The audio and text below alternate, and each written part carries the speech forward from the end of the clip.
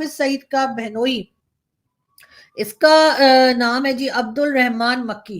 ये जी हाफिज सईद का बहनोई बताया जा रहा है, बोले तो ब्रदर इन लॉ, ठीक है ना।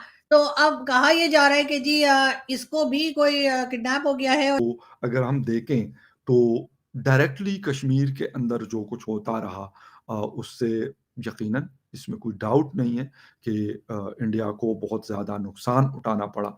बहुत सारी उनकी कैजुअल्टीज उनको उठानी पड़ी। बहुत से लोग ये बातें करते हैं, बहुत से लोग ये बातें कह रहे हैं कि आखिर ये चल क्या रहा है पाकिस्तान में, तो किसी की जान महफूज नहीं है, यहाँ तक कि टेररिस्ट तक महफूज नहीं है। आप ये सोचिए जरा, मतलब कम से कम टेररिस्ट को तो सिक्योरिटी होनी चाहिए थी ना। हम तो बड़ी देकर रखते हैं, हमने देखा पाकिस्तान की तरफ से अभी तक कम से कम मेरी नज़र से ऐसी कोई चीज़ नहीं गुजरी कि फॉरेन ऑफिस ने ऐसा कुछ कहा हो या ऑफिशियल कोई स्टेटमेंट किसी न्यूज़पेपर, किसी टेलीविजन चैनल, किसी न्यूज़ वेबसाइट के ऊपर कोई इस किस्म की चीज़ आई हो। हाँ, ये जा रहा है कि वो जेल में नहीं है बल्कि वो हाउस अरेस्ट है, यानी वो घर के अंदर उसको सारी फैसिलिटीज दी जाएंगी, चाहे वो इंटरनेट हो, चाहे वो व्हाट्सएप हो, चाहे वो टीवी चल रहा हो, जो मर्जी का है।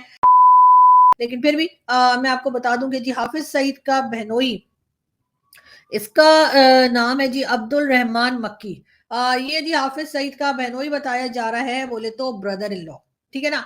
तो अब कहा यह जा रहा है कि जी इसको भी कोई किडनैप हो गया है और ये भी मिल नहीं रहा, यानी कि ये जो हाफिज सईद का बहनोई है, ब्रदर इन लॉ जो है हाफिज सईद का, उसको भी बताया जा रहा है कि मिसिंग है।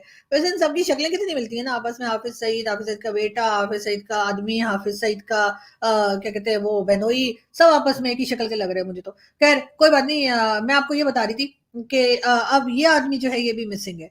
अब यहाँ पे बहुत से लोग ये बातें करते हैं, बहुत से लोग ये बातें कह रहे हैं कि आखिर ये चल क्या रहा है पाकिस्तान में, तो किसी की जान महफूज नहीं है, यहाँ तक कि टेररिस्ट तक महफूज नहीं है। आप ये सोचिए जरा, मतलब कम से कम टेररिस्ट को तो सिक्योरिटी होनी चाहिए थी ना। हम तो बड़ी देकर रखते हैं, हमने देखा ये हाफिज सईद को जो 31 ईयर्स की हमने जेल की है, उसके बाद उसके घर के बाहर हमने इतने पैरे खड़े कर दिए हैं, और हाउस अरेस्ट है, मतलब जेल में इमरान खान को आपने जेल में डाल दिया है, लेकिन आप हाफिज सईद को जेल में डालने का सोच भी नहीं सकते। यानी इमरान खान जो प्राइम मिनिस्टर रह चुके हैं पाकिस्तान के, वो जेल भुगत कर आए, मतलब भुगत के आए नहीं, सॉरी, अभी तक उधर ही हैं, लेकिन जेल भुगत रहे। और नवाज शरीफ साहब जो प्राइम मिनिस्टर रह चुके हैं पाकिस्तान के, वो भी जेल में गए, उनकी बेटी भी जेल में गई, उनके भाई भी जेल में गए, ठीक है। और उसके पहले बेनजीर भुट्टो जेल में गई, उससे भी पहले जुल्फिकार अली भुट्टो ना सिर्फ ये कि जेल में गए, बल्कि उनको फांसी भी लगा दी गई। लेकिन हाफिज सईद के ऊपर 31 इयर्स की जरूर सजा सुनाई गई, लेकिन हाफिज सईद को जेल में नहीं डाला, और हाफिज सईद को हाउस अरेस्ट करके रखा। अब कोई मुझे ये बताए कि ये कहाँ का कानून है कि जिस आदमी को सारी दुनिया टेररिस्ट बोल रही है, जिस आदमी को सारी दुनिया कह रही है, अमेरिका ने भी कह दिया, इंडिया ने भी कह दिया, हर कोई मानता है और खुद भी मानते हैं, इसलिए कि अगर खुद नहीं मानते कि वो टेररिस्ट है, तो भाई ये बताइए कि 31 इयर्स की जो सजा सुनाई गई है, जेल की सजा सुनाई गई है, जो आपने हाउस अरेस्ट किया है, वो किस लिए किया है? क्या वो मतलब कोई मिठाइयां बांटने के लिए किया है? उसका कौन से कोई कारनामा किया था उसने जिसके लिए किया है? जाहिर है ये बात मान रहे हैं ना, चाहे दिल में मान रहे हैं, मुंह पे नहीं मान रहे, लेकिन दिल में भी मान रहे, तब भी करना पड़ा। एफएटीएफ की वजह से करना पड़ा, सारी दुनिया से पैसे बंद हो जाएंगे इसलिए करना पड़ा, और कई रीजन है। लेकिन खैर हाफिज सईद जो है उसको 31 इयर्स की जेल करके और उसको जी डाल दिया गया, जेल में भेज दिया गया है। लेकिन कहा यह जा रहा है कि वो जेल में नहीं है बल्कि वो हाउस अरेस्ट है, यानी वो घर के अंदर उसको सारी फैसिलिटीज दी जाएंगी, चाहे वो इंटरनेट हो, चाहे वो व्हाट्सएप हो, चाहे वो टीवी चल रहा हो, जो मर्जी का है। और कभी कभी तो खैर बाहर वो हवा खाने के लिए भी निकलता है और दिखाई भी देता है, और उसके ऊपर भी लोग वीडियोस बना चुके हैं। लेकिन बात सारी ये है कि इस वक्त हाफिज सईद का बेटा पहले बताया गया कि गुम हो गया, उसके बाद या हुआ हो गया, उसको किडनैप करके ले गए लोग, उसके बाद बताया गया उसका खास आदमी, बोले तो राइट हैंड, ठीक है ना, हाफिज सईद के राइट हैंड को जी गोली मार दी गई वहां पर कराची में। और उसके बाद अब जी हाफिज सईद का बहनोई, हाफिज सईद का ब्रदर इन लॉ, वो मिसिंग है। तो इस हिसाब से तो मुझे लगता है कि इस वक्त पाकिस्तान में अगर किसी की जान खतरे में है तो वो ये टेररिस्ट है जिनकी जान जो है वो खतरे में है। अब इन टेररिस्ट की जान खतरे में है, लेकिन बात सारी ये कि ये हो क्या रहा है, ये चल क्या रहा है।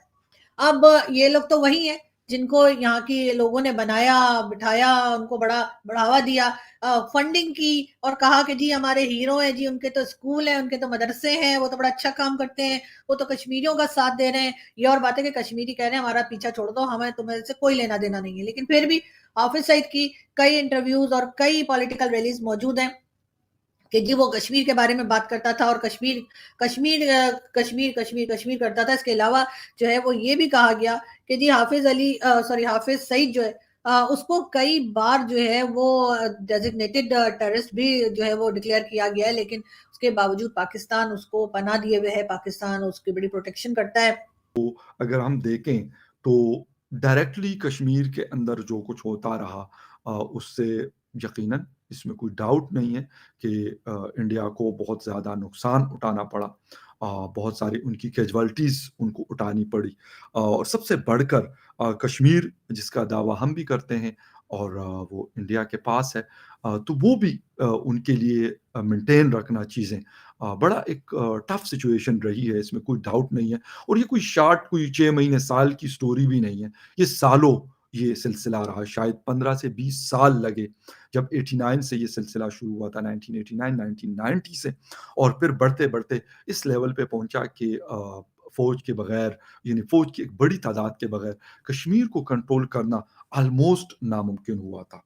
तो मेरे ख़्याल में मैं ये नहीं कहता कि किसी भी मुल्क की एजेंसी होती है, अगर पाकिस्तान के हम देखते हैं, पाकिस्तान के खिलाफ काम करने वाले जितने भी दुनिया भर में लोग होते हैं, तो आईएसआई जो हमारी इंटर सर्विसेज इंटेलिजेंस एजेंसी है, यकीनन वो इन चीज़ों के ऊपर नज़र रखते हैं, उनका एक कोर रिस्पॉन्सिबिलिटीज़ में से ये चीज़ आती है। और मैं ये भी ये दावा मैं नहीं कर रहा, ना मैं कोई इस किस्म की चीज़ें, लेकिन हमने सुना है, पढ़ा है मुख्तलिफ कि भई ये एजेंसीज़ इस तरह की कार्रवाइयाँ फिर करती हैं या उठाने की उन लोगों को जिस तरीके से अभी गुलज़ार इमाम शंबे को आज से तकरीबन 3 महीने पहले टर्की के शहर इस्तांबुल से उनको उठाया गया। और मैं ये नहीं कहता कि वो सिर्फ़ आईएसआई का ऑपरेशन था, बट जो इंटेलिजेंस एजेंसीज़ हैं, अरब इंटेलिजेंस एजेंसीज़ प्लस टर्की की इंटेलिजेंस एजेंसीज़, उन्होंने उनको सपोर्ट किया और उनको वहाँ से ऑपरेशन के ज़रिए उठाकर पाकिस्तान लाया गया। तो इस तरह की चीज़ें ये सब लोग करते हैं। रॉ का भी काम है, यकीनन अपने मुल्क को प्रोटेक्ट करने के लिए मुख्तलिफ़ किस्म की वो चीज़ें इस्तेमाल करते होंगे। मोसाद, एनडीएस, सीआईए, एमआई7, एमआई9, जितने भी इंटेलिजेंस एजेंसीज़ होती हैं दुनिया भर की, वो ये काम करती है। बट राइट नाउ अगर हम एक चीज़ देखें तो मुझे एक चीज़ बड़ा बहुत ज़्यादा जो मेरे लिए हैरान-कुन है। ठीक है, टारगेट हो रहे हैं लोग, कोई जमात दावा का है, कोई लश्कर-ए जंगी का है, कोई किसका है, कोई किसका है। वही लोग हैं जो कश्मीर के अंदर ऑपरेट करते रहे।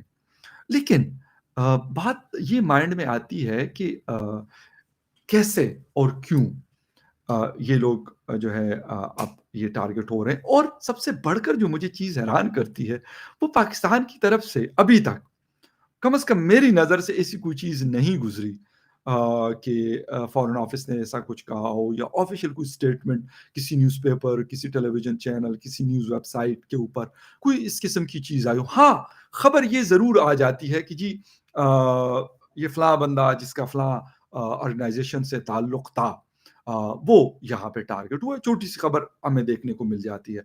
इसके अलावा एक मुकम्मल ख़ामोशी है। तो ये मेरे लिए ज़्यादा हैरान-कुन है, बाकी तो कौन, कैसे और क्यों कर रहा है वो उसकी तरफ मैं आ रहा हूँ। लेकिन ये चीज़ मेरे लिए बड़ी सरप्राइज़िंग है कि यार मुकम्मल ख़ामोशी है। अच्छा, अब यहाँ पे जब हम ये देखते हैं कि मुकम्मल ख़ामोशी है, तो एक चीज़ तो ये हो सकती है कि जो ये वाला एंगल कि जी हो सकता है हमारे जिन लोगों ने इनको सपोर्ट किया था या इनको बनाया था, इनको शे दी थी, तब की देते